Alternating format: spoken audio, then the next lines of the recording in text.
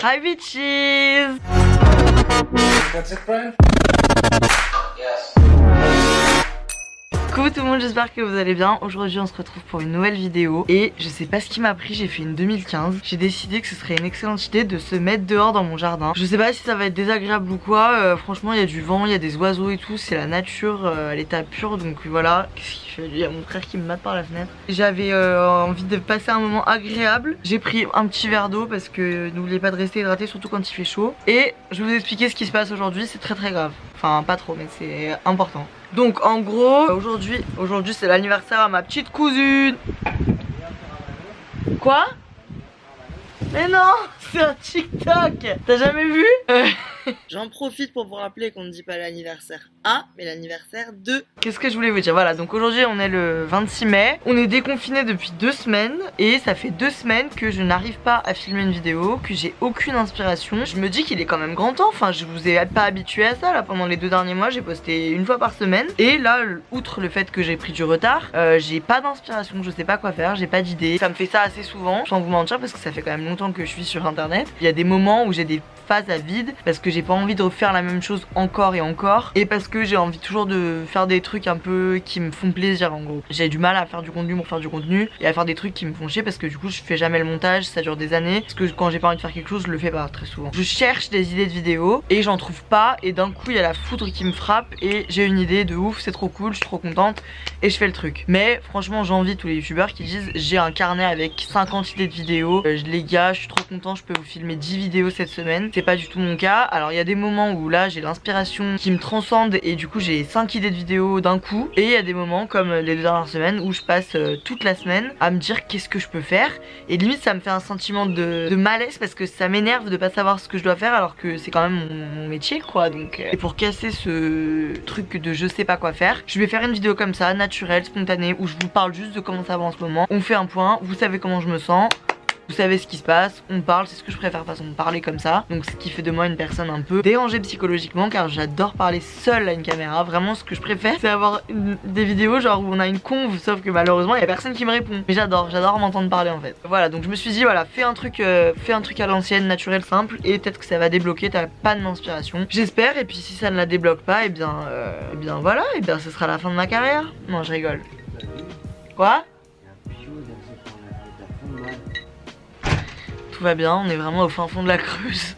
Donc c'est parti, on va discuter de ce qui s'est passé les dernières semaines, de ce qui va se passer pour moi. Donc déjà le confinement, qu'est-ce qu'on en a pensé? Je me suis pas trop plaint, mais je me suis plaint quelques fois. J'ai un peu râlé et tout parce qu'on a quand même passé 8 semaines enfermés chez nous. Moi j'ai été du coup avec mon père et mon frère dans ma maison d'enfance. Franchement au final ça m'a fait vraiment énormément de bien ce confinement. En fait ça fait plusieurs années que pour rigoler je me dis j'ai besoin d'une période de détox en gros pour me remettre à zéro et tout. Le corona m'a offert cette période de détox. J'ai passé 2 mois vraiment à être hyper productive sur les réseaux, à poster tout le temps sur Instagram, à vous parler tout le temps en story. J'ai eu plein de retours trop cool sur ça, à me détoxifier de la vie d'Aloca, ça fait quand même plusieurs années que mon rythme de vie c'est sortir un soir sur 2, ne pas dormir avant 2h du mat, consommer de l'alcool très fréquemment. J'adore avoir une vie sociale, j'adore voir des gens tout le temps, j'adore bouger, sortir, faire plein de trucs. C'était du jamais vu de passer déjà 2 week-ends sans sortir, donc 8 week-ends. J'ai passé 1 mois sans alcool, donc dit comme ça on dirait vraiment que c'est une maladie, mais j'ai pas bu d'alcool pendant tout le mois d'avril, enfin en gros pendant 1 mois, parce que j'en avais aucune envie, et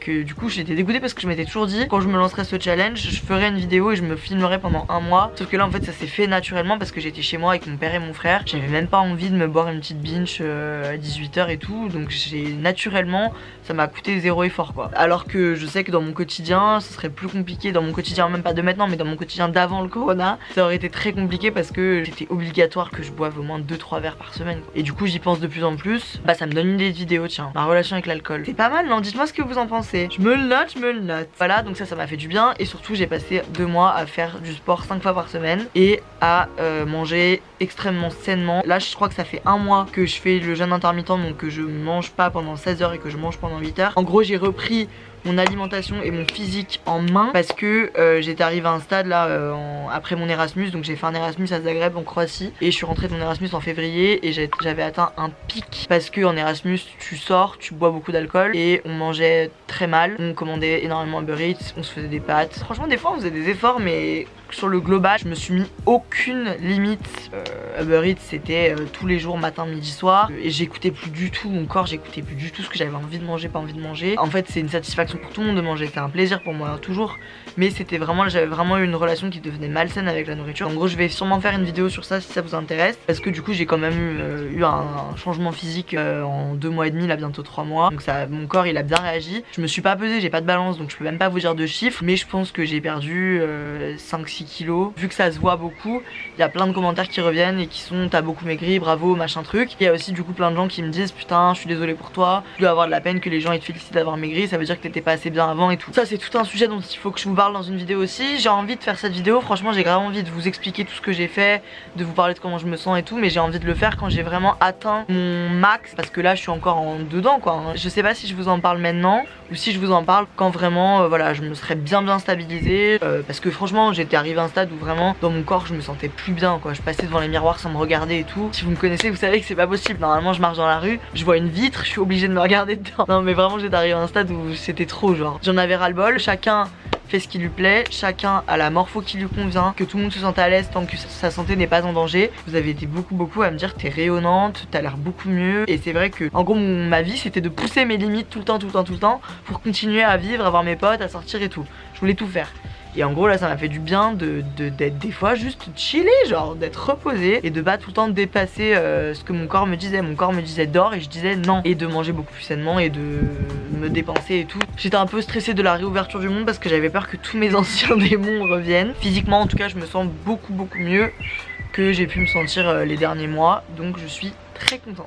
En ce qui est de ma vie en règle générale, sur le plan logement, parce que c'est vraiment quelque chose qui rythme ma vie. Je suis montée à Paris la semaine dernière pour rendre mon appartement parce qu'en fait j'avais loué un appartement à Paris pendant 3 mois de mars à juin pour faire mon stage de 4ème année, donc mon stage que je dédiais à Anna RVR, aka moi-même, pour lancer un projet que du coup je ne peux pas vous révéler car il n'aboutira sûrement pas en 2020, pour faire du contenu, pour être proche de mon agence, pour faire plein d'événements et m'y consacrer parce que c'est ce qui me rend le plus heureuse. Miss Rona a toqué à la porte et donc au bout de 2 semaines où j'habitais dans cet appartement, le confinement a été annoncé, donc je suis rentrée juste avant que le confinement soit annoncé chez mon père.